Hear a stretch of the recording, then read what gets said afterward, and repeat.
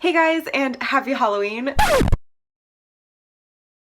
To celebrate, I thought today I would do the Monster Mash book tag, which I was tagged in by the lovely Bria Hill, and the tag was originally created by the restricted section, so check the description box for all of the links to their videos. This is definitely the most nerdy feminist answer I've ever given to any question ever, but the last book that really kept me up late at night was Spinster, Making a Life of One's Own by Kate Bollock. Now this is Kate's memoirs basically of how she discovered feminism through different female writers and how that has impacted how she looks at herself and considers herself as a single female in her mid-30s. I just really loved her writing style, and the way she describes all of these other authors and other writers that she's talking about was so incredibly captivating that it was a book I really couldn't put down and that I stayed up way too late reading. Hands down, the creepiest book I have ever read is Out by Natsuo Kirino, because this involves dismemberment, and not just like a mention of dismemberment, they like go through the process of taking apart a human body. And I'm not gonna lie, I was reading that while I was eating, and that probably wasn't the best decision. Honestly, I can't really think of the last book that really shocked or surprised me.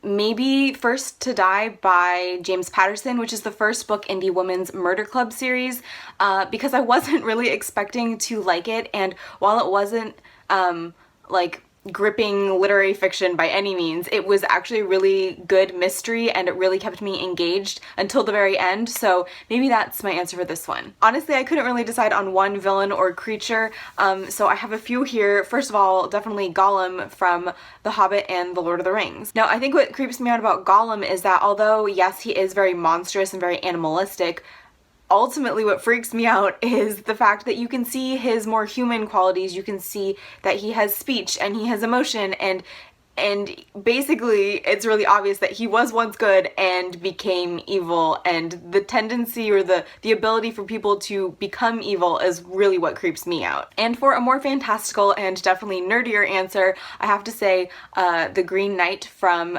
Sir Gawain and the Green Knight, because he is a figure straight out of Celtic mythology. Sir Gawain in the Green Knight takes place in the early days of King Arthur's court and pretty much involves a green giant showing up at Camelot one day and challenging all of the men of the Round Table to prove their manliness. He issues the challenge that whoever feels like they are manly enough can cut off his head if they let him come back in a year's time and take their head. Naturally, everybody else balks except for Sir Gawain, who decides, hey, I'm gonna prove myself to my king and the rest of the court, and accepts the challenge. And this is just a really fun, fantastical Middle English translation and perfect for all you nerds out there. Honestly, I couldn't think of a book that I had already read that was super hyped and then faded to nothing, so the only thing I could think of was, I believe, The Girl in the Spider's Web, or whatever, the continuation of the Millennium Trilogy. This one was getting a lot of hype when it first was announced to be released,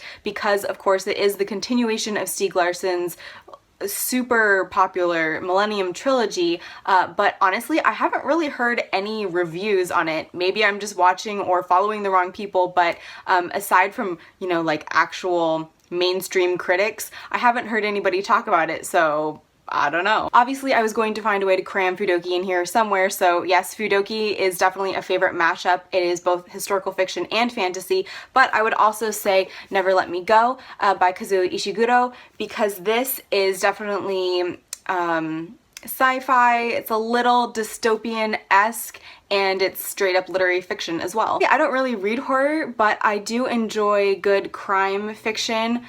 So like I said, any book in the Millennium Trilogy. I am getting into James Patterson a bit.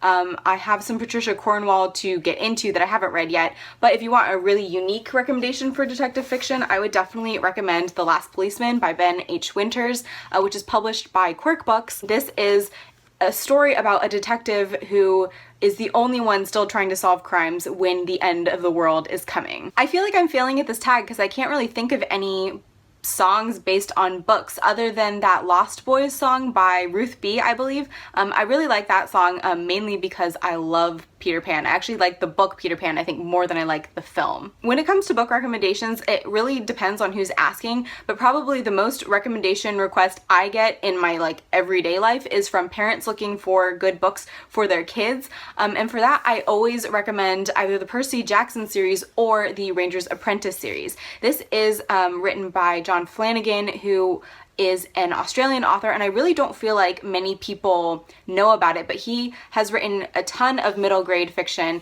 He wrote the Ranger's Apprentice series, and he now has the Brother Band series, I believe. And it's really fantastic fantasy that feels like high fantasy but is accessible for kids and young adults. So I would definitely say this is one of my go-to recommendations. I'm just gonna say anybody who wants to do this tag can do it, because obviously this is gonna go up late. I'm sure all of you have already experienced Halloween and it might be too late, but if you would like to still do this tag, feel free to go ahead. I Pika-choose you. That was so bad. And finally, my favorite thing about Halloween is probably the actual myth and lore that kind of created all of these urban legends and traditions. I got really into the show Supernatural when I was in middle school and high school when it first came out, and got really into actually researching myth and lore, and that continued through college. I took a bunch of classes on Supernatural Other and fairies and werewolves, and I love all that kind of stuff. So like the actual historical basis of the holiday, definitely my fave. So those were all of my questions to the Monster Mash book tag, and it was a ton of fun to do, especially in this ridiculous hoodie, even though I am quite on the warm side now. So like I said, anybody who would like to do the tag can feel free to do so, but otherwise I'm gonna wrap it up here. So thank you guys so much for watching. I hope you have a happy Halloween, whatever your plans are, and I will see you next time. Bye!